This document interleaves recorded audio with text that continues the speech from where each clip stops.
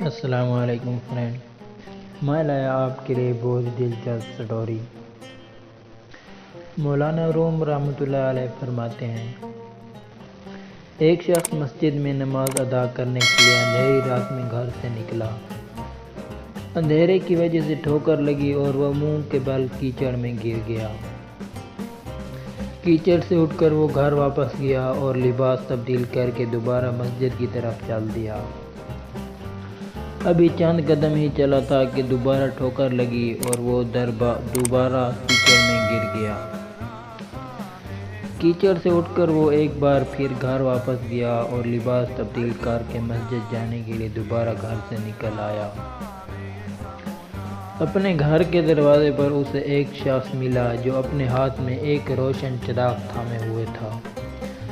چراغ والا شخص چپ چاپ نمازی کے آگے آگے مسجد کی طرف چل دیا۔ اس بار چراغ کی روشنی میں نمازی کو مسجد تک پہنچنے میں کسی دشواری کا سامنا نہ کرنا پڑا اور وہ باخریت مسجد تک پہنچ گیا۔ مسجد کے دروازے پر پہنچ کر چراغ والا شخص رک گیا۔ نمازی اسے وہیں چھوڑ کر مسجد میں داخل ہو گیا اور نماز ادا کرنے لگا۔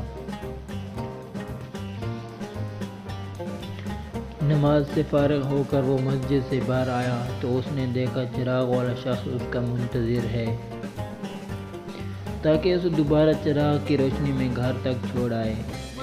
جب نمازی گھر پہنچ گیا تو نمازی نے اس اجنبی سے پوچھا، آپ کون ہیں؟ اجنبی بولا، سچ بتاؤں تو میں ابلیس ہوں۔ نمازی کی حیرت کی انتہا نہ رہی، اس نے پوچھا، تجھے تو میری نماز راہ جانے پر خوش ہونا چاہیے تھا، پھر تو چراغ کی روشنی میں مجھے مسجد تک کیوں لایا؟ ابلیس نے جواب دیا، جب تجھے پہلی ٹھوکر لگی تو اللہ نے تیرے عمر بھر کے گناہ معاف فرما دیے، جب دوسری ٹھوکر لگی تو تیرے سارے خاندان کو بخش دیا۔ مجھے فکر ہوئی کہ اب اگر تو ٹھوکر کھا کر گرا تو کہیں اللہ تیرے سارے گناہوں کی مغفرت نہ فرما دے، اس لیے چراغ لے کر آیا ہوں کہ تو بغیر گرے مسجد تک پہنچ جائے۔ السلام فرینڈ، یہ کہانی آپ کو کیسی لگی؟ اگر اچھی لگی ہے تو پلیز کامنٹس میں ضرور بتائیں، کیونکہ آج کے دور میں ہم کیا کر رہے ہیں، تھوڑی سی بارش آ جاتی ہے بس گھر میں بیٹھ جاتے ہیں یا گھر میں نماز پڑھ لیتے ہیں۔ کیا فائدہ ہماری ایسی نماز کا جو گھر میں پڑھیں۔